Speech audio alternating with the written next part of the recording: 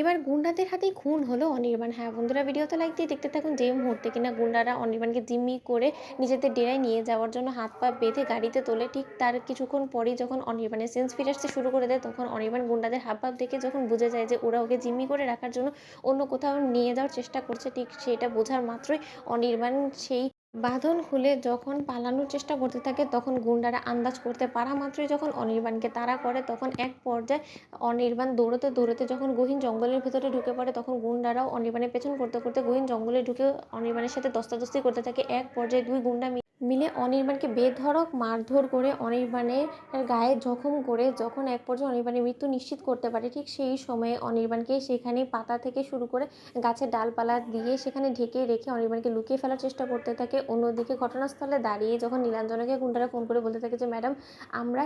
আপনি আমাদেরকে যে কাজটা দিয়েছিলেন সেটা না করতে পারলেও একটা বিশাল বড় দুর্ঘটনা ঘটিয়ে ফেলেছি, ঠিক সেই সময় নীলু বলতে থাকে যে কী ঘটনা ঘটেছে, তোমাদেরকে বারবার করে বলেছিলাম না যে তোমরা আমাকে আমার নাম্বারে ফোন করবে না, তাহলে হয়তো বা আমার কলটা ট্রেস হতে পারে, কিন্তু পুলিশ জানতে পেরে যাবে, তাহলে তোমরা আমাকে কল করছো কেন বারবার করে, বলো তো কী হয়েছে এটা কি। ঠিক সেই সময় নীলাঞ্জনাকে যখন সেই গুন্ডারা বলতে থাকে যে ম্যাডাম, ভুলবশত আমরা সেই মালটাকে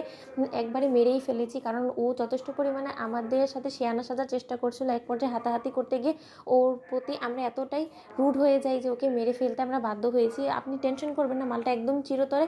শেষ হয়ে গিয়েছে, ওকে আমরা চাপা দিয়ে আমরা জঙ্গল থেকে বেরিয়ে এসেছি। ঠিক সে সময় নীলু বলতে থাকে যে যাক ভালো, যেহেতু মেঘ না চাইতেই বৃষ্টি, কিন্তু তোমরা একটা কাজ করো, তোমরা যত শীঘ্রই সম্ভব সেই গহীন জঙ্গল ছেড়ে তোমরা তোমাদের ডেরায় চলে যাও, নয়তো বা তোমাদের উপরে কেউ সন্দেহ করতে পারে। অন্যদিকে যখন অনির্বাণের কোনো খোঁজ খবর না পায় রাই, ঠিক সেই সময় রাইয়ের হাজারি দেখে সেখানকার লোকাল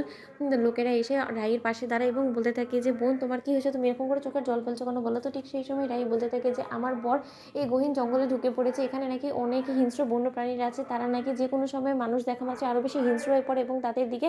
তেড়ে যায়। এবার যদি আমার বরের কোনো ক্ষতি হয় তাহলে আমি কী করবো বলুন তো, আপনারা প্লিজ আমাকে একটু হেল্প করুন না। এই গহীন জঙ্গল সম্পর্কে আমার বিন্দুমাত্র কোনো ধারণা নেই, আমি কোথায় খুঁজবো, আমার প্রায় পাগল লাগছে। ওদিকেও আমার শ্বশুরবাড়ির লোকেরা অনেক বেশি খোঁজ করছে, তার ছেলে আমি কী মুখ নিয়ে আমার শ্বশুরবাড়ি ফিরে যাবো, আপনারাই বলুন না। দোহাই লাগে, আমি আপনাদের কাছে হাত জোর করে অনুরোধ করছি, আপনারা প্লিজ আমাকে একটু হেল্প করুন, আপনারা প্লিজ একটু এগিয়ে আসুন, আপনারা তো এখানকার লোক, আপনারা তো বলতে পারবেন যে আমি কীভাবে কী করলে, কোথায় খোঁজ করলে আমি আমার হাজব্যান্ডের কোনো একটা খোঁজ পাবো। ঠিক সেই সময় সেখানকার মহিলারা বলতে থাকে যে না, হাজারো কীরকম করে দিদি, তোমার মতন আমরাও তো একদিন বিপদে পড়তে পারতাম, আর তখন যদি আমাদের পাশেও কেউ না দাঁড়ায়, তখন যে আমাদের ওপর দিয়েও কতটা ঝড় বয়ে যেত সেটা আমরা বুঝতে পারছি। তুমি একদম টেনশন করো না, আমরা তোমার পাশে আছি, আমরা তোমার সাথে সেই গহীন জঙ্গলে মশাল নিয়ে যাব, আমরা তোমার হাজব্যান্ডের খোঁজ করবো, তুমি একদম টেনশন করো না, দেখবে তোমার স্মৃতি সিঁদুর অবশ্যই রক্ষা হবে, তুমি একদম টেনশন করো না, তুমি চলো আমাদের সাথে, আমরাও দেখি যে কি কোন বন্য প্রাণী আছে যে কিনা তোমার কাছ থেকে তোমার স্মৃতি সিঁদুরকে ছিনিয়ে নিবে। ঠিক সেই সময় রাই বলতে থাকে যে ঠাকুর, তুমি আমার সহায়তা, তুমি প্লিজ আমার অনির্বাণকে আমার কাছ থেকে কেড়ে নেও না ঠাকুর। তো বন্ধুরা, ভিডিওটি ভালো লেগে থাকলে একদম শেয়ার করে সাবস্ক্রাইব করতে ভুলো না।